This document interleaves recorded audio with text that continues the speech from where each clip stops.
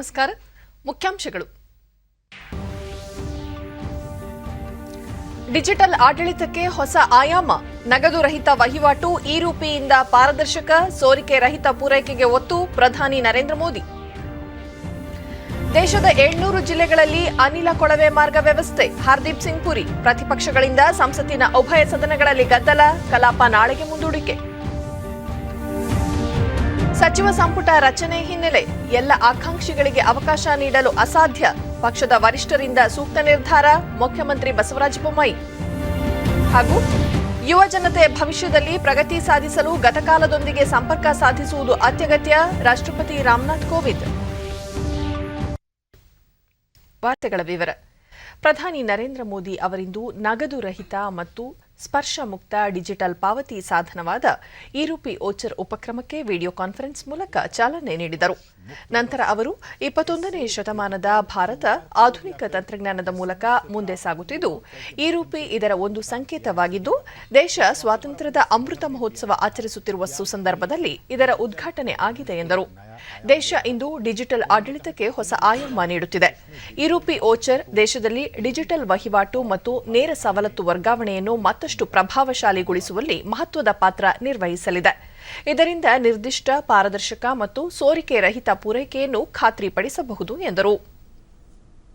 ಸರ್ಕಾರವಷ್ಟೇ ಯಾವುದೇ ಸಂಸ್ಥೆ ಅಥವಾ ಯಾವುದೇ ವ್ಯಕ್ತಿಯ ವೈದ್ಯಕೀಯ ವೆಚ್ಚಕ್ಕೆ, ಶಾಲಾ ಶಿಕ್ಷಣಕ್ಕೆ ನೆರವು ನೀಡಲು ಬಯಸಿದರೆ ಹಣ ನೀಡುವ ಬದಲು ಇ-ರೂಪಿ ಓಚರ್ ನೀಡಿದರೆ ಅವರು ಕೊಟ್ಟ ಹಣ ಸರಿಯಾದ ಉದ್ದೇಶಕ್ಕೆ ವಿನಿಯೋಗವಾಗಿದೆ ಎಂಬುದನ್ನು ಖಾತ್ರಿಪಡಿಸಿಕೊಳ್ಳಬಹುದು ಎಂದು ಹೇಳಿದರು. ಯಾರಿಗಾದರೂ ಯಾವುದೇ ಸಂಸ್ಥೆ ಸೇವಾಭಾವದಿಂದ ಖಾಸಗಿ ಆಸ್ಪತ್ರೆಗಳಲ್ಲಿ 100 ಬಡವರಿಗೆ ಉಚಿತ ಕೋವಿಡ್ ನಿಗ್ರಹ ಲಸಿಕೆ ಕೊಡಿಸುವ ಮನಸ್ಸಿದ್ದರೆ ಅವರು ಇ-ರೂಪಿ ಓಚರ್ ನೀಡಬಹುದಾಗಿದೆ. ಈ ಓಚರ್ ಲಸಿಕೆ ಪಡೆಯುವುದಕ್ಕಲ್ಲದೆ ಬೇರೆ ಉದ್ದೇಶಕ್ಕೆ ಬಳಕೆ ಆಗುವುದಿಲ್ಲ ಎಂದರು.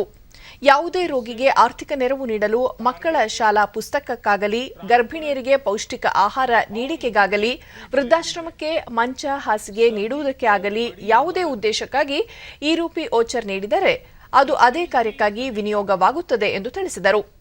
ಡಿಜಿಟಲ್ ಉಪಕ್ರಮಗಳನ್ನು ಜಾರಿಗೊಳಿಸುವಲ್ಲಿ ಸದಾ ಕ್ರಿಯಾಶೀಲವಾಗಿರುವ ಕೇಂದ್ರ ಸರ್ಕಾರದ ಇ-ರೂಪಿ ಉಪಕ್ರಮ ನಗದು ರಹಿತ ಹಾಗೂ ಸಂಪರ್ಕ ರಹಿತ ಡಿಜಿಟಲ್ ಪಾವತಿಯ ವ್ಯವಸ್ಥೆಯಾಗಿದೆ. ಇದು ಕ್ಯೂಆರ್ ಕೋಡ್ ಅಥವಾ ಎಸ್ಎಂಎಸ್ ಸ್ಟ್ರಿಂಗ್ ಆಧಾರಿತ ಇ-ಓಚರ್ ಆಗಿ ಕಾರ್ಯನಿರ್ವಹಿಸಲಿದ್ದು, ಇದು ಫಲಾನುಭವಿಗಳ ಮೊಬೈಲ್ ಫೋನ್ಗಳಿಗೆ ತಲುಪಿಸಲಾಗುತ್ತದೆ. ಇ-ರೂಪಿಯನ್ನು ಭಾರತೀಯ ರಾಷ್ಟ್ರೀಯ ಪಾವತಿ ನಿಗಮ ಅಭಿವೃದ್ಧಿಪಡಿಸಿದೆ. ಸರ್ಕಾರದ ಅಭಿವೃದ್ಧಿಯ ಫಲಗಳನ್ನು ಯಾವುದೇ ಸೋರಿಕೆ ಇಲ್ಲದಂತೆ ಫಲಾನುಭವಿಗಳಿಗೆ ತಲುಪಿಸುವುದನ್ನು ಖಾತ್ರಿಪಡಿಸುವ ನಿಟ್ಟಿನಲ್ಲಿ ಈ ಉಪಕ್ರಮ ಕ್ರಾಂತಿಕಾರಕ ಹೆಜ್ಜೆಯಾಗಲಿದೆ ಎಂದು ನಿರೀಕ್ಷಿಸಲಾಗಿದೆ. ತಾಯಿ ಮತ್ತು ಮಕ್ಕಳ ಕಲ್ಯಾಣ ಯೋಜನೆಯಡಿಯ ಪೌಷ್ಟಿಕಾಂಶ ಬೆಂಬಲ ಹಾಗೂ ಔಷಧಿ ಕಲ್ಪಿಸುವ ಯೋಜನೆ ಸೇವೆ ಪೂರೈಸಲು ಇದನ್ನು ಬಳಸಿಕೊಳ್ಳುವ ಸಾಧ್ಯತೆ ಇದೆ. छोटे व्यापारियों, किसानों, आदिवासियों का सशक्तिकरण होगा, वो एम्पावर होंगे. आज हम ये साक्षात अनुभव कर रहे हैं. हर महीने यूपीआई ट्रांजैक्शन के नए रिकॉर्ड बन रहे हैं. जुलाई महीने में 300 करोड़ से अधिक ट्रांजैक्शन यूपीआई से हुए हैं, जिसमें 6 लाख करोड़ रुपए का लेन देन हुआ है. आज चाय, जूस और फल सब्जी का ठेला लगाने वाले भी इसका उपयोग. ಪ್ರಧಾನಮಂತ್ರಿ ಮುದ್ರಾ ಯೋಜನೆ ಅಡಿಯಲ್ಲಿ ಯಾವುದೇ ಮೇಲಾಧಾರ ಇಲ್ಲದೆ ಕೃಷಿ ಮತ್ತು ಕೃಷಿಗೆ ಪೂರಕವಾದ ಕ್ಷೇತ್ರಕ್ಕೆ ಸಾಲ ನೀಡಲು ಅವಕಾಶ ಕಲ್ಪಿಸಲಾಗಿದ್ದು, ಬ್ಯಾಂಕ್ಗಳಿಗೆ ಸೂಚನೆ ನೀಡಲಾಗಿದೆ ಎಂದು ಹಣಕಾಸು ಸಚಿವೆ ನಿರ್ಮಲಾ ಸೀತಾರಾಮನ್ ಲೋಕಸಭೆಗಿಂದು ತಿಳಿಸಿದ್ದಾರೆ.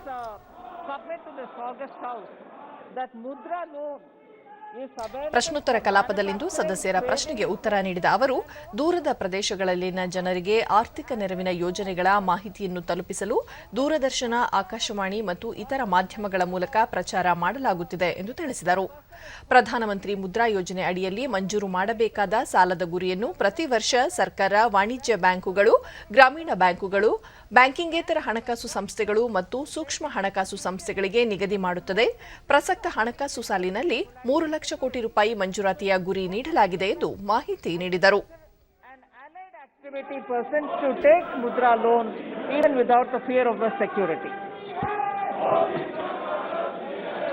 speech said that ಸಚಿವ there is an Hardeep Singh intention Puri to provide 1 more crore. 2017ರಲ್ಲಿ ಆರಂಭಿಸಲಾದ ಉಜ್ವಲ ಯೋಜನೆಯಡಿ 2020 ಹೊತ್ತಿಗೆ 8 ಕೋಟಿ ಫಲಾನುಭವಿಗಳಿಗೆ ಅಡುಗೆ ಅನಿಲ ಸಂಪರ್ಕ ಒದಗಿಸುವ ಗುರಿ ಹೊಂದಲಾಗಿತ್ತು. ಆ ಗುರಿಯನ್ನು 7 ತಿಂಗಳುಗಳ ಮೊದಲೇ ಪೂರೈಸಲಾಗಿದೆ. ಆರೋಗ್ಯಕ್ಕೆ ಹಾನಿಕರವಾಗಿದ್ದ ಸಾಂಪ್ರದಾಯಿಕ ಉರುವಲು ಬಳಸುತ್ತಿದ್ದ ಮಾತೆಯರಿಗೆ ಮತ್ತು ಸೋದರಿಯರಿಗೆ ಈಗ ಹೊಗೆಯಿಂದ ಮುಕ್ತಿ ಸಿಕ್ಕಿದೆ. ಈ ಯೋಜನೆ ಮುಂದುವರಿಯುತ್ತದೆ ಎಂದರು. ದೇಶದಲ್ಲಿ ಪ್ರಸ್ತುತ 29.11 ಕೋಟಿ ಅಡುಗೆ ಅನಿಲ ಸಂಪರ್ಕವನ್ನು ಹೊಂದಿದ್ದೇವೆ. 2014ರಿಂದೀಚೆಗೆ ಈ ಸಂಪರ್ಕಗಳ ಸಂಖ್ಯೆ ಗಣನೀಯವಾಗಿ ಹೆಚ್ಚಳವಾಗಿದೆ. ಅಡುಗೆ ಅನಿಲ ವಿತರಕರ ಸಂಖ್ಯೆಯಲ್ಲೂ 80% ಹೆಚ್ಚಳವಾಗಿದೆ. 60% ಬಾಟಲಿಂಗ್ ಸಾಮರ್ಥ್ಯ ಹೆಚ್ಚಳವಾಗಿದೆ. ಅನಿಲ ಉತ್ಪಾದನೆ ಮತ್ತು ಅಡುಗೆ ಅನಿಲ ಬಳಕೆಯಲ್ಲೂ ಹೆಚ್ಚಳವಾಗಿದೆ ಎಂದು ಸದನಕ್ಕೆ ತಿಳಿಸಿದರು. ಇಡೀ ದೇಶಕ್ಕೆ ಅನಿಲ ಕೊಳವೆ ಮಾರ್ಗ ವ್ಯವಸ್ಥೆ ಒದಗಿಸಲು ಶ್ರಮಿಸುವುದಾಗಿ ಎಲ್ಲ 700 ಜಿಲ್ಲೆಗಳಿಗೂ ಈ ಸೌಲಭ್ಯ ಕಲ್ಪಿಸುವುದಾಗಿ ಹರ್ದೀಪ್ ಸಿಂಗ್ ಪುರಿ ಮಾಹಿತಿ ನೀಡಿದರು. ಈ ಮಧ್ಯೆ ಕೆಲವು ಪ್ರತಿಪಕ್ಷ ಸದಸ್ಯರು ಘೋಷಣೆ ಕೂಗುತ್ತಾ ಕಲಾಪಕ್ಕೆ ಅಡ್ಡಿಪಡಿಸುತ್ತಿದ್ದ ಹಿನ್ನೆಲೆಯಲ್ಲಿ ಹಲವು ಬಾರಿ ಕಲಾಪ ಮುಂದೂಡಲಾಯಿತು. ಗದ್ದಲದ ನಡುವೆಯೇ ಜನರಲ್ ಇನ್ಶೂರೆನ್ಸ್ ವಹಿವಾಟು ರಾಷ್ಟ್ರೀಕರಣ ತಿದ್ದುಪಡಿ ವಿಧೇಯಕ 2021 ಪರ್ಯಾಲೋಚನೆಗೆ ಮಂಡಿಸಲಾಯಿತು. ಚರ್ಚೆಯ ಬಳಿಕ ಹಣಕಾಸು ಸಚಿವೆ ನಿರ್ಮಲಾ ಸೀತಾರಾಮನ್, ಸರ್ಕಾರ ಯಾರ ಹಕ್ಕನ್ನೂ ಕಿತ್ತುಕೊಳ್ಳುತ್ತಿಲ್ಲ. ಖಾಸಗಿ ವಲಯ ಇಂದು ವಿಮಾ ವಲಯದಲ್ಲಿ ಜನರಿಗೆ ಉತ್ತಮ ವಿಮಾ ಸೌಲಭ್ಯ ಒದಗಿಸುತ್ತಿದೆ. ಆದರೂ ಪ್ರತಿಪಕ್ಷಗಳು ಜನರಲ್ಲಿ ಗೊಂದಲ ಮೂಡಿಸುತ್ತಿವೆ ಎಂದರು. The number of terminals importing gas has gone up from 11 to 14.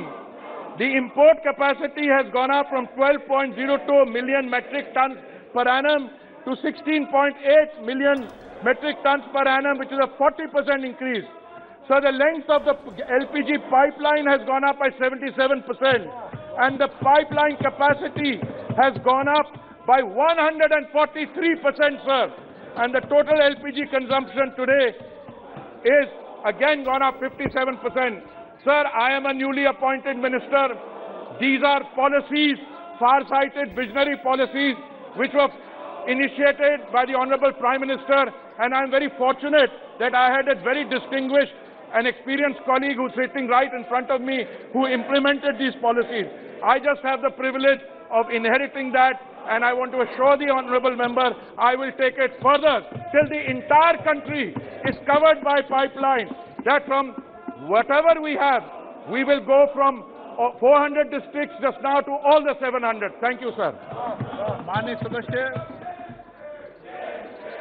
माननीय अध्यक्ष जी, let me please submit to this August House that Mudra loan ಸದನ ಮಸೂದೆಯನ್ನು ಧ್ವನಿಮತದ ಮೂಲಕ ಅಂಗೀಕರಿಸಿತು. and also for activities allied to agriculture. And the concern of the honorable member about if a agriculture person is holding lease land, how will he raise the loan? I would like to submit that in the Pradhan Mantri Mudra Yojana, banks have advised the lending institutions to not insist on any security, collateral security. So it is possible for such agriculture and allied activity persons to take Mudra loan even without the fear of the security. ಸದನದ ಕಲಾಪವನ್ನು ದಿನದ ಮಟ್ಟಿಗೆ ಮುಂದೂಡಲಾಯಿತು.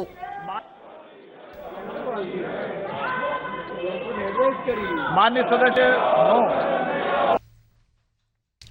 ಪ್ರಧಾನಮಂತ್ರಿ ಕೌಶಲ ವಿಕಾಸ ಯೋಜನೆ PMKVY 3ರ ಅಡಿಯಲ್ಲಿ ಜಿಲ್ಲಾ ಕೌಶಲ ಸಮಿತಿಗಳನ್ನು ತೊಡಗಿಸಿಕೊಂಡು ಮೇಲ್ವಿಚಾರಣೆಯ ಹೊಣೆ ನೀಡಲಾಗಿದೆ ಎಂದು ಕೇಂದ್ರ ಕೌಶಲ್ಯಾಭಿವೃದ್ಧಿ ಮತ್ತು ಉದ್ಯಮಶೀಲತೆ ಖಾತೆ ರಾಜ್ಯ ಸಚಿವ ರಾಜೀವ್ ಚಂದ್ರಶೇಖರ್ ತಿಳಿಸಿದ್ದಾರೆ.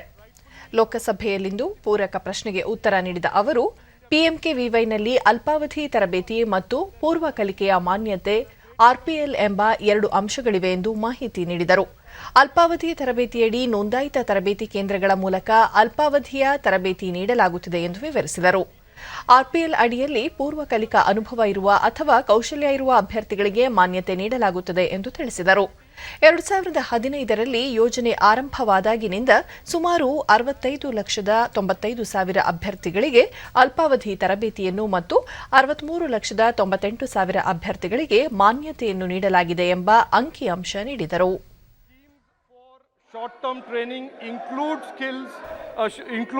schemes for tourism sector, both in the formal and both in the large employment sector and in the informal sector. So the current provisions for skill development do cover the tourism sector. To the specific question of entrepreneurship, may I request the member to submit a separate question on this directly to the ministry. ಪ್ರಸಕ್ತ ಜಪಾನ್ನ ಟೋಕಿಯೋದಲ್ಲಿ ನಡೆದಿರುವ Olympics ಕ್ರೀಡಾಕೂಟದ badminton ಸ್ಪರ್ಧೆಯಲ್ಲಿ ಕಂಚಿನ ಪದಕ ಗೆದ್ದ PV Sindhu ಅವರಿಗೆ ಇಂದು ಸಂಸತ್ತಿನ ಉಭಯ ಸದನಗಳಲ್ಲಿ ಅಭಿನಂದನೆ ಸಲ್ಲಿಸಲಾಯಿತು. ಲೋಕಸಭೆಯಲ್ಲಿ ಸಭಾಧ್ಯಕ್ಷ ಓಂ ಬಿರ್ಲಾ ಒಲಿಂಪಿಕ್ಸ್ ಬ್ಯಾಡ್ಮಿಂಟನ್ ಸ್ಪರ್ಧೆಯಲ್ಲಿ ಕಂಚಿನ ಪದಕ ಪಡೆದ ಸಾಧನೆ ಮಾಡಿದ ಪಿವಿ ಸಿಂಧು ಅವರಿಗೆ ಅಭಿನಂದನೆ ಸಲ್ಲಿಸಿದರು. ಸಿಂಧು ಅವರು ಒಲಿಂಪಿಕ್ಸ್ನ ವ್ಯಕ್ತಿಗತ ಸ್ಪರ್ಧೆಯಲ್ಲಿ 2ನೇ ಬಾರಿ ಪದಕ ಪಡೆದ ಸಾಧನೆ ಮಾಡಿದ್ದಾರೆ. ಅವರ ಐತಿಹಾಸಿಕ ಯಶಸ್ಸಿಗೆ ಸದನದ ಪರವಾಗಿ ಅಭಿನಂದನೆ ಸಲ್ಲಿಸುವುದಾಗಿ ತಿಳಿಸಿದರು. ಸಿಂಧು ಅವರ ಈ ಸಾಧನೆ ಇಡೀ ದೇಶದ ಯುವ ಜನರಿಗೆ ಸ್ಫೂರ್ತಿ ನೀಡಲಿ ಎಂದು ಆಶಿಸಿದರು. मैं अपनी ओर से तथा सदन की ओर से सुश्री सिंधु को इस ऐतिहासिक सफलता के लिए बधाई देता हूं और आशा करता हूं कि उनकी ये उपलब्धि पूरे देश के युवाओं के लिए प्रेरणादायक होगी. ರಾಜ್ಯಸಭೆಯಲ್ಲಿ ಕಲಾಪ ಆರಂಭಗೊಳ್ಳುತ್ತಿದ್ದಂತೆ ಸಭಾಪತಿ ಎಂ ವೆಂಕಯ್ಯನಾಯ್ಡು ವಿಷಯ ಪ್ರಸ್ತಾಪಿಸಿ ಸತತ 2 ಒಲಿಂಪಿಕ್ ಕ್ರೀಡಾಕೂಟಗಳಲ್ಲಿ 2 ಪದಕ ಪಡೆದ ಪ್ರಥಮ ಮಹಿಳಾ ಕ್ರೀಡಾಪಟು ಎಂಬ ದಾಖಲೆಯನ್ನು ಸಿಂಧು ಬರೆದಿದ್ದಾರೆ ಎಂದು ತಿಳಿಸಿದರು. ಇದು ಅಂತಾರಾಷ್ಟ್ರೀಯ ಕ್ರೀಡಾ ಸ್ಪರ್ಧೆಗಳಲ್ಲಿ ಭಾರತದ ಕ್ರೀಡಾಪಟುಗಳಿಂದ ನಿರೀಕ್ಷಿಸಲಾಗುವ ಸತತ ಯಶಸ್ಸಿನ ಸಂಕೇತವಾಗಿದೆ. ಕ್ರೀಡಾಪಟುಗಳ ಕುಟುಂಬದಲ್ಲೇ ಜನಿಸಿದ ಸಿಂಧು ಅವರು ತಮ್ಮ 12ನೇ ವಯಸ್ಸಿನಲ್ಲೇ ಬ್ಯಾಡ್ಮಿಂಟನ್ ಕ್ರೀಡೆಯನ್ನು ಆಯ್ಕೆ ಮಾಡಿಕೊಂಡರು. ತರಬೇತಿಗಾಗಿ ತಮ್ಮ ತಂದೆಯೊಂದಿಗೆ 120 ಕಿಲೋಮೀಟರ್ ಹೋಗುತ್ತಿದ್ದರು ಎಂದ ಸಭಾಪತಿಯವರು ಕ್ರೀಡಾ ಸಾಧನೆಗಾಗಿ ಮಾಡುತ್ತಿದ್ದ ಕಠಿಣ ಪರಿಶ್ರಮವನ್ನು ತಾವು ಕಣ್ಣಾರೆ ಕಂಡಿರುವುದಾಗಿ ತಿಳಿಸಿ ಸಿಂಧು ಸಾಧನೆಗೆ ಅಭಿನಂದನೆ ಸಲ್ಲಿಸಿದರು. ಸದಸ್ಯರು ಮೇಜು ತಟ್ಟಿ ಸ್ವಾಗತಿಸಿದರು. Around 120 kilometers daily for training. Personally known to me, I have been witness to her hard work, perseverance and sheer dedication towards her passion.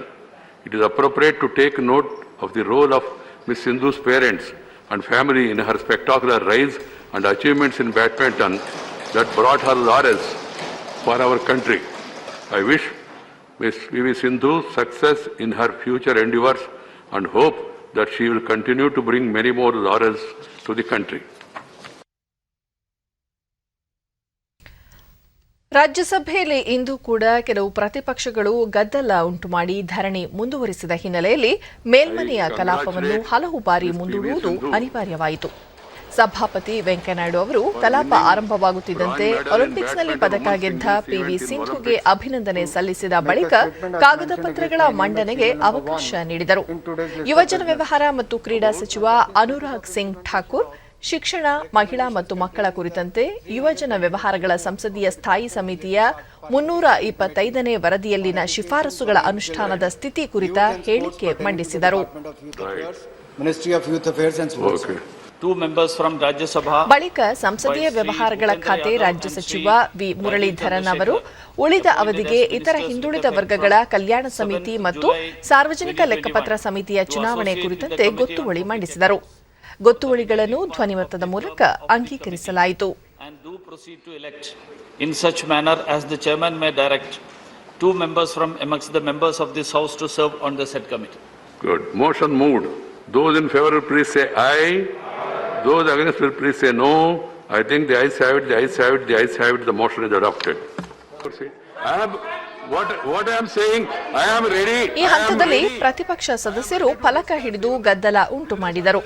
ಸಭಾಪತಿ ವೆಂಕಯ್ಯನಾಯ್ಡು ರೈತರ ಪ್ರತಿಭಟನೆ ಕುರಿತಂತೆ ಚರ್ಚಿಸಲು ಸದನ ಸಿದ್ಧವಿದೆ, ಆದರೆ ಚರ್ಚೆಗೆ ಸದನ ಸುಸ್ಥಿತಿಯಲ್ಲಿರಬೇಕು. ಹೀಗೆ ಗದ್ದಲ ಮಾಡಿದರೆ ಕಲಾಪ ನಡೆಸುವುದು ಹೇಗೆ ಎಂದು ತಿಳಿಸಿದರು. ಗದ್ದಲ ಮುಂದುವರೆದಾಗ ಕಲಾಪವನ್ನು ಮಧ್ಯಾಹ್ನಕ್ಕೆ ಮುಂದೂಡಿದರು. सभापति जी, आपके माध्यम से बताना चाहूंगा ಮತ್ತೆ ಸದನ ಸಮಾವೇಶಗೊಂಡಾಗ ಗದ್ದಲದ ನಡುವೆ ಉಪಸಭಾಪತಿಯವರು ಪ್ರಶ್ನೋತ್ತರ ಕಲಾಪ ಕೈಗೆತ್ತಿಕೊಂಡರು. ಸದಸ್ಯರ ಪ್ರಶ್ನೆಗೆ ಉತ್ತರ ನೀಡಿದ ಬೃಹತ್ ಕೈಗಾರಿಕಾ ಸಚಿವ ಡಾ ಮಹೇಂದ್ರನಾಥ್ ಪಾಂಡೆ, ಮುಂಬೈ, ದೆಹಲಿ, ಜೈಪುರ್, ದೆಹಲಿ ಚಂಡೀಗಢ ಹೆದ್ದಾರಿಗಳಲ್ಲಿ ಈ ವಾಹನಗಳ ಚಾರ್ಜಿಂಗ್ ಸೌಲಭ್ಯ ಒದಗಿಸಲಾಗಿದೆ ಎಂದು ತಿಳಿಸಿದರು. ಪ್ರಶ್ನೋತ್ತರದ ವೇಳೆ ಗದ್ದಲ ಮುಂದುವರೆದಾಗ ಕಲಾಪವನ್ನು ಮಧ್ಯಾಹ್ನ 2 ಗಂಟೆಗೆ ಮುಂದೂಡಲಾಯಿತು. ಮಧ್ಯಾಹ್ನ ಸದನ ಸಮಾವೇಶಗೊಂಡಾಗಲೂ ಪ್ರತಿಪಕ್ಷ ಸದಸ್ಯರು ಘೋಷಣೆ ಮುಂದುವರೆಸಿದರು. ಗದ್ದಲದ ನಡುವೆಯೇ ಶಾಸನ ರಚನೆಯ ಕಲಾಪ ಆರಂಭಗೊಂಡಿತು.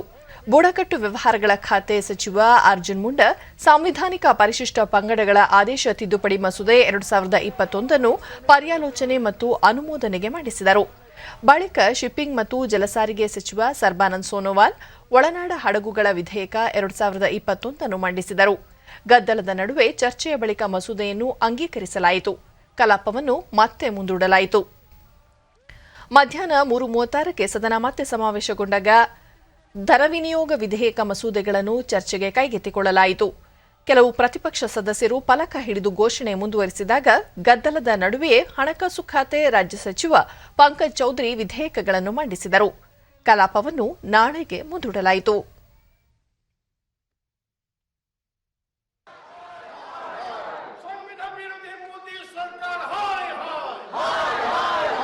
Honorable members, to go to your seats, please. Go to your seats. These two are very important bills for you. Delhi ಪ್ರವಾಸದಲ್ಲಿ ಮುಖ್ಯಮಂತ್ರಿ ಬಸವರಾಜ ಬೊಮ್ಮಾಯಿ ಇಂದು ಸಂಜೆ ಸಚಿವ ಸಂಪುಟ ರಚನೆ ಕುರಿತು ಬಿಜೆಪಿ ರಾಷ್ಟ್ರೀಯ ಅಧ್ಯಕ್ಷ ಜೆಪಿ ನಡ್ಡಾ ಅವರೊಂದಿಗೆ ಸಮಾಲೋಚನೆ ನಡೆಸಲಿದ್ದಾರೆ. ಸಚಿವ ಸಂಪುಟಕ್ಕೆ ಯಾರನ್ನು ಸೇರಿಸಿಕೊಳ್ಳಬೇಕು, ಎಷ್ಟು ಮಂದಿಯನ್ನು ಸೇರಿಸಿಕೊಳ್ಳಬೇಕು ಎಂಬ ಬಗ್ಗೆ ಜೆಪಿ ನಡ್ಡಾ ಅವರೊಂದಿಗೆ ಚರ್ಚಿಸಿ ಅಂತಿಮ ನಿರ್ಧಾರ ಕೈಗೊಳ್ಳುವ ಸಾಧ್ಯತೆ ಇದೆ. ಇದಾದ ಬಳಿಕ ಹೊಸ ಸಚಿವರ ಪ್ರಮಾಣ ವಚನಕ್ಕೆ ದಿನಾಂಕ ನಿಗದಿಪಡಿಸಲಾಗುತ್ತದೆ. ಜುಲೈ 28ರಂದು ಮುಖ್ಯಮಂತ್ರಿಯಾಗಿ ಪ್ರಮಾಣ ವಚನ ಸ್ವೀಕರಿಸಿದ್ದ ಬಸವರಾಜ ಬೊಮ್ಮಾಯಿ ಅವರು ಜುಲೈ 30ರಂದು ದೆಹಲಿಗೆ ತೆರಳಿದ್ದರಾದರೂ ಸಚಿವ ಸಂಪುಟ ಕುರಿತಂತೆ ಚರ್ಚಿಸಲು ಸಾಧ್ಯವಾಗಿರಲಿಲ್ಲ. ಈ ಹಿನ್ನೆಲೆಯಲ್ಲಿ ಸಂಪುಟ ರಚನೆ ಕುರಿತಂತೆ ಚರ್ಚಿಸಲು ವರಿಷ್ಠರ ಸೂಚನೆ ಮೇರೆಗೆ ದೆಹಲಿಗೆ ಭೇಟಿ ನೀಡಿದ್ದಾರೆ. ಈ ಕುರಿತು ಮುಖ್ಯಮಂತ್ರಿ ಸಂಜೆ ಪಕ್ಷದ ರಾಷ್ಟ್ರೀಯ ಅಧ್ಯಕ್ಷರ ನೇತೃತ್ವದಲ್ಲಿ ಪಕ್ಷದ ಸಭೆ ನಡೆಯುತ್ತಿದ್ದು ಅವರ ಸೂಚನೆ ಮೇರೆಗೆ ಮುಂದಿನ ಹೆಜ್ಜೆ ಇಡಲಾಗುವುದು ಎಂದು ತಿಳಿಸಿದ್ದಾರೆ. ಎಲ್ಲ ಆಕಾಂಕ್ಷಿಗಳಿಗೂ ಸಚಿವ ಸ್ಥಾನ ನೀಡಲು ಸಾಧ್ಯವಿಲ್ಲ. ವಿಭಾಗವಾರು ಮತ್ತು ಹಿಂದೆ ಸಚಿವರಾಗಿದ್ದವರನ್ನು ಪರಿಗಣಿಸಿ ಅಂತಿಮ ತೀರ್ಮಾನ ಕೈಗೊಳ್ಳಬೇಕಾಗಿದೆ. ವರಿಷ್ಠರು ಈ ಬಗ್ಗೆ ನಿರ್ಧಾರ ಕೈಗೊಳ್ಳಲಿದ್ದಾರೆ ಎಂದರು. ಇಂದು ರಾತ್ರಿಯೊಳಗೆ ಸಂಪುಟ ರಚನೆ ಕುರಿತು ಅಂತಿಮ ನಿರ್ಧಾರವಾದರೆ ಬುಧವಾರ ಸಚಿವ ಸಂಪುಟ ವಿಸ್ತರಣೆ ಮಾಡಲಾಗುವುದು ಎಂದು ತಿಳಿಸಿದರು. ದೆಹಲಿಯಲ್ಲಿರುವ ಮುಖ್ಯಮಂತ್ರಿ ಬಸವರಾಜ ಬೊಮ್ಮಾಯಿ ಅವರು ಕೇಂದ್ರ ಶಿಕ್ಷಣ ಹಾಗೂ ಕೌಶಲ್ಯಾಭಿವೃದ್ಧಿ ಖಾತೆ ಸಚಿವ ಧರ್ಮೇಂದ್ರ ಪ್ರಧಾನ್ ಅವರನ್ನು ಭೇಟಿ ಮಾಡಿ ಚರ್ಚೆ ನಡೆಸಿದರು. ಈ ವೇಳೆ ಸಂಸದರಾದ ಶಿವಕುಮಾರ್ ಉದಾಸಿ, ಮುನಿಸ್ವಾಮಿ ಸೇರಿದಂತೆ ಹಲವರು ಭಾಗಿಯಾಗಿದ್ದರು. ಇದೇ ವೇಳೆ ಬಿಜೆಪಿ ರಾಷ್ಟ್ರೀಯ ಸಂಘಟನಾ ಕಾರ್ಯದರ್ಶಿ ಬಿಎಲ್ ಸಂತೋಷ್ ಅವರನ್ನು ಭೇಟಿ ಮಾಡಿದ ಮುಖ್ಯಮಂತ್ರಿ ಸಚಿವ ಸಂಪುಟ ರಚನೆ ಸೇರಿದಂತೆ ಹಲವು ವಿಷಯಗಳ ಕುರಿತು ಸಮಾಲೋಚನೆ ನಡೆಸಿದರು. ಯುವಜನರು ವರ್ತಮಾನವನ್ನು ಅರಿಯಲು ಮತ್ತು ಭವಿಷ್ಯದಲ್ಲಿ ಪ್ರಗತಿ ಸಾಧಿಸಲು ಗತಕಾಲದೊಂದಿಗೆ ಸತತ ಸಂಪರ್ಕಿತರಾಗಿರಬೇಕು ಎಂದು ರಾಷ್ಟ್ರಪತಿ ರಾಮನಾಥ್ ಕೋವಿಂದ್ ಕಿವಿಮಾತು ಹೇಳಿದ್ದಾರೆ. ತಮಿಳುನಾಡಿನ ಮಾಜಿ ಮುಖ್ಯಮಂತ್ರಿ ಮತ್ತು ಡಿಎಂಕೆ ಅಧ್ಯಕ್ಷ ದಿವಂಗತ ಎಂ ಕರುಣಾನಿಧಿ ಅವರ ಭಾವಚಿತ್ರವನ್ನು ವಿಧಾನಸಭಾ ಕಟ್ಟಡದಲ್ಲಿ ಅನಾವರಣ ಮಾಡಿ ವಿಧಾನಸಭೆಯ ಶತಮಾನೋತ್ಸವ ಸಮಾರಂಭದಲ್ಲಿ ಪಾಲ್ಗೊಂಡು ಮಾತನಾಡಿದ ಅವರು 1921ರಲ್ಲಿ ಆರಂಭಗೊಂಡ ಮದ್ರಾಸ್ ವಿಧಾನ ಪರಿಷತ್ತು ಶತಮಾನೋತ್ಸವ ಆಚರಿಸುತ್ತಿದೆ. ಇಲ್ಲಿನ ಶಾಸನಸಭೆ, ದೇವದಾಸಿ ಪದ್ಧತಿಯ ರದ್ದತಿ, ವಿಧವಾ ವಿವಾಹ, ಶಾಲಾ ಮಕ್ಕಳಿಗೆ ಮಧ್ಯಾಹ್ನದ ಬಿಸಿಯೂಟ, ಭೂರಹಿತರಿಗೆ ಭೂಮಿ ಹಂಚಿಕೆಯೇ ಮೊದಲಾದ ಹಲವಾರು ಐತಿಹಾಸಿಕ ಕಾಯ್ದೆಗಳನ್ನು ಅಂಗೀಕರಿಸಿ ದೇಶಕ್ಕೆ ಮಾದರಿಯಾಗಿದೆ ಎಂದರು. ನಮ್ಮ ದೇಶದ ಸ್ವಾತಂತ್ರ್ಯಕ್ಕಾಗಿ ಹೋರಾಡಿದ ಮಹಾನುಭಾವರು ನಮಗೆ ಸ್ವಾತಂತ್ರ್ಯವನ್ನಷ್ಟೇ ಅಲ್ಲ, ಕೆಲವು ಜವಾಬ್ದಾರಿಗಳನ್ನು ನೀಡಿದ್ದಾರೆ. ನಾವು ಅವರ ಜೀವನದಿಂದ ಪ್ರೇರಿತರಾಗಿ ಅವರ ಆದರ್ಶ ಪಾಲಿಸುವ ಮೂಲಕ ಅವರಿಗೆ ಗೌರವ ಸಲ್ಲಿಸಬಹುದು ಎಂದರು. ಕಾರ್ಯಕ್ರಮದಲ್ಲಿ ತಮಿಳುನಾಡು ರಾಜ್ಯಪಾಲ ಬನ್ವಾರಿ ಲಾಲ್ ಪುರೋಹಿತ್, ಮುಖ್ಯಮಂತ್ರಿ ಎಂಕೆ ಸ್ಟಾಲಿನ್ ಮತ್ತಿತರ ಗಣ್ಯರು ಉಪಸ್ಥಿತರಿದ್ದರು. 5 ದಿನಗಳ ಅಧಿಕೃತ ಭೇಟಿಗಾಗಿ ತಮಿಳುನಾಡಿಗೆ ಆಗಮಿಸಿರುವ ರಾಷ್ಟ್ರಪತಿ ರಾಮನಾಥ್ ಕೋವಿಂದ್ ಅವರು ಬುಧವಾರ ನೀಲಗಿರಿ ಜಿಲ್ಲೆಯ ವೆಲ್ಲಿಂಗ್ಟನ್ನಲ್ಲಿನ ರಕ್ಷಣಾ ಸೇವೆಗಳ ಸಿಬ್ಬಂದಿ ಕಾಲೇಜಿನಲ್ಲಿ ತರಬೇತಿಯಲ್ಲಿರುವ ಅಧಿಕಾರಿಗಳನ್ನು ಉದ್ದೇಶಿಸಿ ಭಾಷಣ ಮಾಡಲಿದ್ದಾರೆ.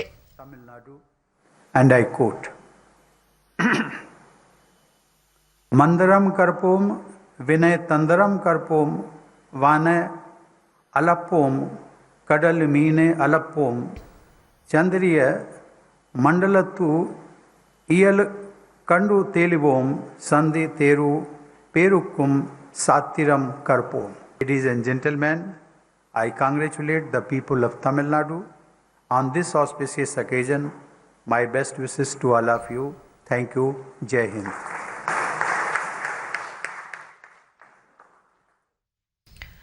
ಪ್ರಧಾನಮಂತ್ರಿ ಗರೀಬ್ ಕಲ್ಯಾಣ್ ಅನ್ನ ಯೋಜನೆಯ ಫಲಾನುಭವಿಗಳ ಜೊತೆ ಪ್ರಧಾನಿ ನರೇಂದ್ರ ಮೋದಿ ನಾಳೆ ಸಂವಾದ ನಡೆಸಲಿದ್ದಾರೆ. ಗುಜರಾತಿನಲ್ಲಿ ನಾಳೆ ಮಧ್ಯಾಹ್ನ 12:30 ಈ ಸಂವಾದ ನಡೆಯಲಿದ್ದು, ಕೊರೋನಾ ಸಾಂಕ್ರಾಮಿಕದ ಮಧ್ಯೆ ಈ ಯೋಜನೆಯ ಮಹತ್ವ ಮತ್ತು ಅದರಿಂದ ಜನರಿಗೆ ಆಗಿರುವ ಅನುಕೂಲಗಳ ಕುರಿತು ಪ್ರಧಾನಿ ಮಾತನಾಡಲಿದ್ದಾರೆ. ಗುಜರಾತ್ ಮುಖ್ಯಮಂತ್ರಿ ಹಾಗೂ ಉಪಮುಖ್ಯಮಂತ್ರಿಗಳು ಕಾರ್ಯಕ್ರಮದಲ್ಲಿ ಪಾಲ್ಗೊಳ್ಳಲಿದ್ದಾರೆ. ಪ್ರಧಾನಮಂತ್ರಿ ಗರೀಬ್ ಕಲ್ಯಾಣ್ ಅನ್ನ ಯೋಜನೆ ಕೇಂದ್ರ ಸರ್ಕಾರದ ಆಹಾರ ಭದ್ರತಾ ಯೋಜನೆಯಾಗಿದ್ದು, ಬಡವರಿಗೆ ಉಚಿತ ಆಹಾರ ನೀಡಲಾಗುತ್ತಿದೆ. ಈ ಯೋಜನೆಯಡಿ ಬಿಪಿಎಲ್ ಕಾರ್ಡ್ ಹೊಂದಿರುವವರಿಗೆ ಕೊರೋನಾ ಅವಧಿಯಲ್ಲಿ ಹೆಚ್ಚುವರಿ 5 ಕೆಜಿ ಆಹಾರ ಧಾನ್ಯ ನೀಡಲಾಗುತ್ತಿದೆ.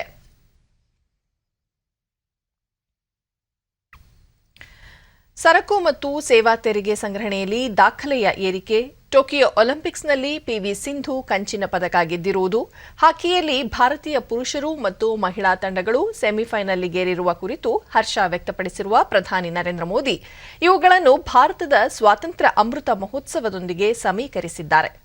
ಈ ಕುರಿತು ಟ್ವೀಟ್ ಮಾಡಿರುವ ಪ್ರಧಾನಿ ನರೇಂದ್ರ ಮೋದಿ, ಭಾರತವು ಅಮೃತ ಮಹೋತ್ಸವದ ಆರಂಭವನ್ನು ಸೂಚಿಸುವ ಆಗಸ್ಟ್ಗೆ ಕಾಲಿಡುತ್ತಿದ್ದಂತೆ ಪ್ರತಿಯೊಬ್ಬ ಭಾರತೀಯನೂ ಸಂತೋಷ ಪಡುವ ಅನೇಕ ಘಟನೆಗಳನ್ನು ಸಾಕ್ಷೀಕರಿಸುತ್ತಿದ್ದೇವೆ. ದಾಖಲೆಯ ಕೊರೋನಾ ಲಸಿಕೀಕರಣವಾಗಿದೆ. ಜಿಎಸ್ಟಿ ಹೆಚ್ಚಾಗಿರುವುದು ದೃಢವಾದ ಆರ್ಥಿಕ ಚಟುವಟಿಕೆಗಳನ್ನು ಸೂಚಿಸುತ್ತದೆ ಎಂದಿದ್ದಾರೆ.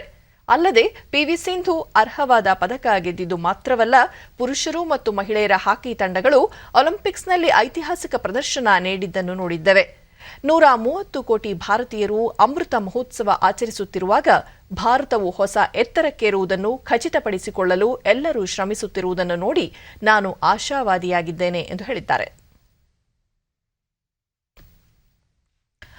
ಭಾರತದ ತ್ರಿವರ್ಣ ಧ್ವಜವನ್ನು ರಚಿಸಿದ ಪಿಂಗಾಳಿ ವೆಂಕಯ್ಯ ಅವರ ಜನ್ಮದಿನ ಇಂದು. ಭಾರತದ ಹೆಮ್ಮೆಯ ಪ್ರತೀಕವಾಗಿರುವ ಕೇಸರಿ, ಬಿಳಿ ಮತ್ತು ಹಸಿರು ಬಣ್ಣದ ಧ್ವಜವನ್ನು ಸಿದ್ಧಪಡಿಸಿದವರೇ ಪಿಂಗಾಳಿ ವೆಂಕಯ್ಯ ಅವರು. 1921ರಲ್ಲಿ ಭಾರತಕ್ಕೊಂದು ಧ್ವಜ ಬೇಕು ಎಂದು ಗಾಂಧೀಜಿಯವರು ಹೇಳಿದಾಗ ಪಿಂಗಾಳಿ ವೆಂಕಯ್ಯ ಅವರು ಕೇಸರಿ ಮತ್ತು ಹಸಿರು ಬಣ್ಣದ ಧ್ವಜ ರಚಿಸಿದರು. ಇದಕ್ಕೆ ಬಿಳಿ ಬಣ್ಣ ಸೇರಿಸುವಂತೆ ಗಾಂಧೀಜಿಯವರು ಸೂಚಿಸಿದಾಗ ತ್ರಿವರ್ಣ ಧ್ವಜವನ್ನು ರಚಿಸಿದ್ದರು. 1931ರಲ್ಲಿ ಇದಕ್ಕೆ ಧರ್ಮಚಕ್ರವನ್ನು ಸೇರಿಸಿ ರಾಷ್ಟ್ರಧ್ವಜ ಎಂದು ಅಧಿಕೃತವಾಗಿ ಅಂಗೀಕರಿಸಲಾಯಿತು. ಇಂದು ಪಿಂಗಾಳಿ ವೆಂಕಯ್ಯ ಅವರ ಜನ್ಮದಿನವಾಗಿದ್ದು, ಮುಖ್ಯಮಂತ್ರಿ ಬಸವರಾಜ ಬೊಮ್ಮಾಯಿ ಅವರು ಟ್ವೀಟ್ ಮೂಲಕ ಗೌರವ ಸಲ್ಲಿಸಿದ್ದಾರೆ. ಭಾರತ ತ್ರಿವರ್ಣ ಧ್ವಜದ ವಿನ್ಯಾಸಕಾರ ಹಾಗೂ ಸ್ವಾತಂತ್ರ್ಯ ಹೋರಾಟಗಾರರಾದ ಪಿಂಗಾಳಿ ವೆಂಕಯ್ಯ ಅವರ ಜಯಂತಿಯಂದು ಗೌರವ ನಮನಗಳನ್ನು ಸಲ್ಲಿಸೋಣ ಎಂದು ತಿಳಿಸಿದ್ದಾರೆ. ಕೇರಳದಲ್ಲಿ ಕೊರೋನಾ ಸೋಂಕು ಹಿನ್ನೆಲೆಯಲ್ಲಿ ಗಡಿ ಭಾಗ ಹಂಚಿಕೊಂಡಿರುವ ದಕ್ಷಿಣ ಕನ್ನಡ ಜಿಲ್ಲೆಯಲ್ಲಿ ಕಟ್ಟೆಚ್ಚರ ವಹಿಸಲಾಗಿದೆ. ಈ ಹಿನ್ನೆಲೆಯಲ್ಲಿ ಹಿರಿಯ ಅಧಿಕಾರಿಗಳ ತಂಡ ತಲಪಾಡಿ ಚೆಕ್ಪೋಸ್ಟ್ಗಳಿಗೆ ಭೇಟಿ ನೀಡಿ ಭದ್ರತೆಯ ಕುರಿತು ಪರಿಶೀಲನೆ ನಡೆಸಿದರು. ಕೇರಳದಿಂದ ಬರುವ ಜನರಿಗೆ ಲಸಿಕೆ ಪಡೆದಿರುವ ಜೊತೆಗೆ ಆರ್ಟಿಪಿಸಿಆರ್ ನೆಗೆಟಿವ್ ವರದಿ ಹೊಂದಿರುವುದನ್ನು ಕಡ್ಡಾಯ ಮಾಡಲಾಗಿದೆ. ಕಾಸರಗೋಡು, ಮಂಗಳೂರು, ಸುಳ್ಯ, ಪುತ್ತೂರಿಗೆ ತೆರಳುವ ಸಾರಿಗೆ ಬಸ್ಗಳ ಸಂಚಾರವನ್ನು ಇಂದಿನಿಂದ 1 ವಾರಗಳ ಕಾಲ ನಿಷೇಧಿಸಲಾಗಿದೆ. ಹೀಗಾಗಿ ಗಡಿ ಭಾಗ ತಲಪಾಡಿವರೆಗೂ ಸಂಚಾರಕ್ಕೆ ಅನುವು ಮಾಡಿಕೊಡಲಾಗಿದೆ.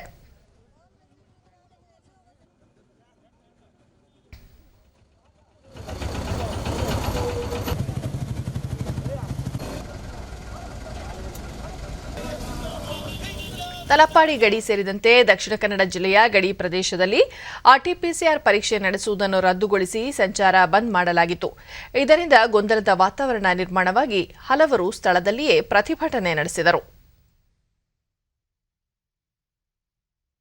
ಡಿಡಿ ನ್ಯೂಸ್ನೊಂದಿಗೆ ಕಾಸರಗೋಡು ಸಾಮಾಜಿಕ ಕಾರ್ಯಕರ್ತ ಹರ್ಷದ್ ಪರ್ಕಾಡಿ, ಮುಚ್ಚಿರುವ ಪರೀಕ್ಷಾ ಕೇಂದ್ರಗಳನ್ನು ಪುನಃ ತೆರೆದು ಸ್ಥಳದಲ್ಲಿಯೇ ಪರೀಕ್ಷೆ ನಡೆಸಿ ಸಾರ್ವಜನಿಕರಿಗೆ ಜಿಲ್ಲೆ ಪ್ರವೇಶಕ್ಕೆ ಅನುಮತಿ ನೀಡಬೇಕು, ಲಸಿಕೆ ಪಡೆದವರಿಗೂ ಗಡಿ ಪ್ರವೇಶ ನೀಡುವಂತೆ ಮನವಿ ಮಾಡಿದರು.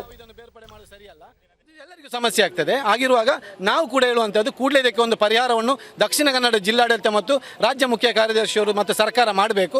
ಮಾಡದಿದ್ದರೆ ನಾವು ಕೂಡ ಇಲ್ಲಿ ನಾಳೆಯಿಂದ ತೀವ್ರವಾದ ಪ್ರತಿಭಟನೆಗೆ ನೇತೃತ್ವವನ್ನು ಕೊಡ್ತೇವೆ. ಕೋವಿಡ್ ನೆಗೆಟಿವ್ ರಿಪೋರ್ಟ್ ಅದು ಮಂಗಳೂರು ಸಹಾಯಕ ಪೊಲೀಸ್ ಆಯುಕ್ತ ಮದನ್ ಮೋಹನ್, ದಕ್ಷಿಣ ಕನ್ನಡ ಜಿಲ್ಲೆಗೆ ಕೇರಳದಿಂದ ದಿನನಿತ್ಯ ಸಾವಿರಾರು ಸಂಖ್ಯೆಯಲ್ಲಿ ಜಿಲ್ಲೆಗೆ ಕೆಲಸಕ್ಕೆ ಬರುವುದರಿಂದ ಅವರ ಮೇಲೆ ತೀವ್ರ ನಿಗಾ ಇಡಲಾಗಿದೆ ಎಂದರು. ಪ್ರವೇಶ ಕೊಡಕ್ಕೆ ನಮಗೆ ಅನುಮತಿಯನ್ನು ಕೊಡಬೇಕು ಅಂತೇಳಿ ರಾಜ್ಯ ಸರ್ಕಾರದಿಂದ ಕಟ್ಟುನಿಟ್ಟಿನ ಆದೇಶ ಆಗಿದೆ. ಕೋವಿಡ್ ನೆಗೆಟಿವ್ ರಿಪೋರ್ಟ್ ಇರೋರಿಗೆ ಮಾತ್ರ ನಾವು ಒಳಗಡೆ ಪ್ರವೇಶ ಮಾಡೋಕ್ಕೆ ಅವಕಾಶ ಮಾಡಿಕೊಡ್ತಾ ಇದ್ದೀವಿ. ಹಾಗೆ ಒಂದು ವೇಳೆ ಇಲ್ಲ ಅಂತಂದರೆ ಅವ್ರು ಕೋವಿಡ್ ರಿಪೋರ್ಟ್ ನೆಗೆಟಿವ್ ತಂದರೆ ಮಾತ್ರ ಒಳಗಡೆ ನಾವು ಪ್ರವೇಶ ಕೊಡೋಕ್ಕೆ ನಾವು ಅನುಮತಿ ಕೊಡ್ತಿದ್ದೀವಿ. ಆ ಸೂಚನೆಗಳನ್ನು ನಾವು ಪಾಲಿಸೋ ನಿಟ್ಟಿನಲ್ಲಿ ನಾವೆಲ್ಲ ಕ್ರಮವನ್ನು ಕೈಗೊಳ್ತಾ ಇದ್ದೀವಿ.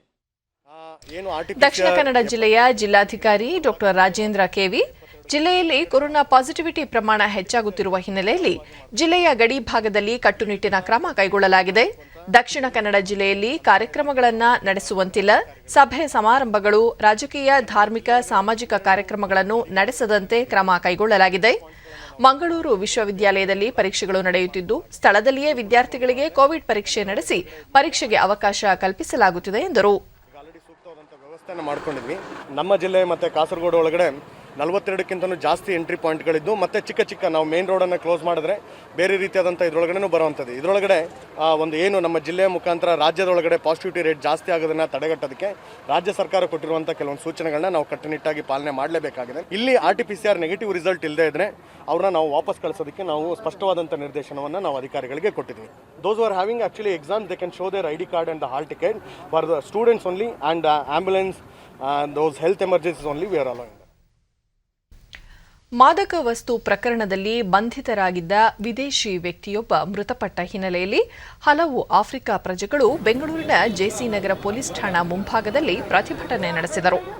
ಪ್ರತಿಭಟನಾಕಾರರನ್ನು ಚದುರಿಸಲು ಪೊಲೀಸರು ಲಘು ಲಾಠಿ ಪ್ರಹಾರ ನಡೆಸಿದ್ದಾರೆ.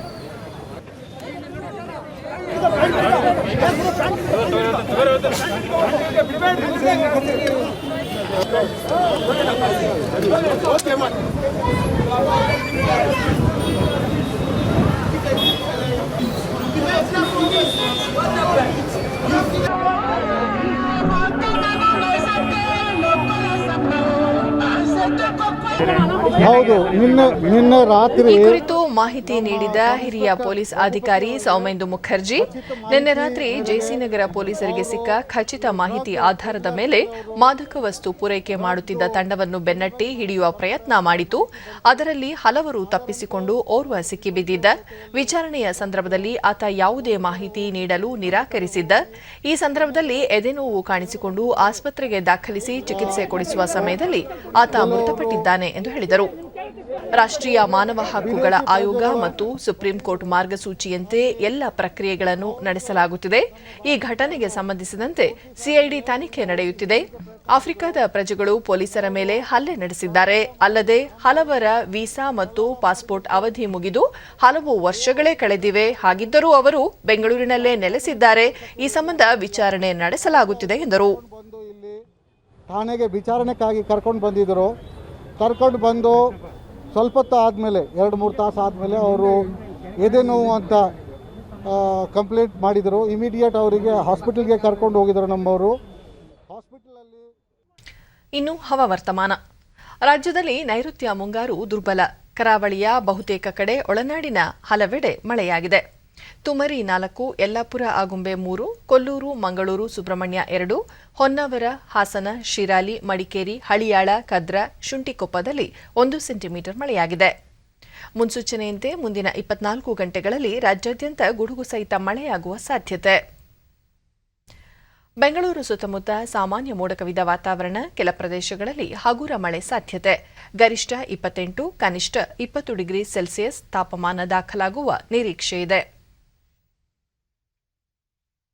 ಕೊನೆಯಲ್ಲಿ ಮತ್ತೊಮ್ಮೆ ಮುಖ್ಯಾಂಶಗಳು. ಡಿಜಿಟಲ್ ಆಡಳಿತಕ್ಕೆ ಹೊಸ ಆಯಾಮ. ನಗದು ರಹಿತ ವಹಿವಾಟು ಇ-ರೂಪಿಯಿಂದ ಪಾರದರ್ಶಕ, ಸೋರಿಕೆ ರಹಿತ ಪೂರೈಕೆಗೆ ಒತ್ತು. ಪ್ರಧಾನಿ ನರೇಂದ್ರ ಮೋದಿ. ದೇಶದ 700 ಜಿಲ್ಲೆಗಳಲ್ಲಿ ಅನಿಲ ಕೊಳವೆ ಮಾರ್ಗ ವ್ಯವಸ್ಥೆ. ಹರ್ದೀಪ್ ಸಿಂಗ್ ಪುರಿ. ಪ್ರತಿಪಕ್ಷಗಳಿಂದ ಸಂಸತ್ತಿನ ಉಭಯ ಸದನಗಳಲ್ಲಿ ಗದ್ದಲ. ಕಲಾಪ ನಾಳೆಗೆ ಮುಂದೂಡಿಕೆ. ಸಚಿವ ಸಂಪುಟ ರಚನೆ ಹಿನ್ನೆಲೆ ಎಲ್ಲ ಆಕಾಂಕ್ಷಿಗಳಿಗೆ ಅವಕಾಶ ನೀಡಲು ಅಸಾಧ್ಯ. ಪಕ್ಷದ ವರಿಷ್ಠರಿಂದ ಸೂಕ್ತ ನಿರ್ಧಾರ. ಮುಖ್ಯಮಂತ್ರಿ ಬಸವರಾಜ ಬೊಮ್ಮಾಯಿ. ಹಾಗೂ ಯುವ ಜನತೆ ಭವಿಷ್ಯದಲ್ಲಿ ಪ್ರಗತಿ ಸಾಧಿಸಲು ಗತಕಾಲದೊಂದಿಗೆ ಸಂಪರ್ಕ ಸಾಧಿಸುವುದು ಅತ್ಯಗತ್ಯ. ರಾಷ್ಟ್ರಪತಿ ರಾಮನಾಥ್ ಕೋವಿಂದ್. ನಮ್ಮ ವಾರ್ತಾ ಪ್ರಸಾರವನ್ನು ನೀವು ಡಿಡಿ ಚಂದನ ನ್ಯೂಸ್ ಯೂಟ್ಯೂಬ್ ಚಾನೆಲ್ನಲ್ಲೂ ವೀಕ್ಷಿಸಬಹುದು. ವೀಕ್ಷಕರೇ, ನಾನು ಈಗ ಸ್ಟುಡಿಯೋದಿಂದ ತೆರಳುತ್ತಿರುವ ಕಾರಣ ಮಾಸ್ಕ್ ಧರಿಸುತ್ತಿದ್ದೇನೆ. ನೀವು ಸಹ ಮನೆಯಿಂದ ಹೊರ ಹೋಗುವ ಮುನ್ನ ಸರಿಯಾದ ಕ್ರಮದಲ್ಲಿ ತಪ್ಪದೆ ಮಾಸ್ಕ್ ಧರಿಸಿ. ವ್ಯಕ್ತಿಗತ ಅಂತರ ಕಾಪಾಡಿಕೊಳ್ಳುವುದರೊಂದಿಗೆ ನೀವು ಸುರಕ್ಷಿತವಾಗಿರಿ, ನಿಮ್ಮವರನ್ನು ಸುರಕ್ಷಿತವಾಗಿರಿಸಿ. ನೈರ್ಮಲ್ಯಕ್ಕೆ ಆದ್ಯತೆ ನೀಡುವುದರ ಜೊತೆಗೆ ಸೋಂಕು ತಡೆಗೆ ಕೋವಿಡ್-19 ಲಸಿಕೆ ಪಡೆಯುವುದು ಅಗತ್ಯ. ಇಲ್ಲಿಗೆ ವಾರ್ತಾ ಪ್ರಸಾರ ಮುಕ್ತಾಯವಾಯಿತು. ನಮ್ಮ ಮುಂದಿನ ವಾರ್ತಾ ಪ್ರಸಾರ ರಾತ್ರಿ 9 ಗಂಟೆಗೆ. ನಮಸ್ಕಾರ.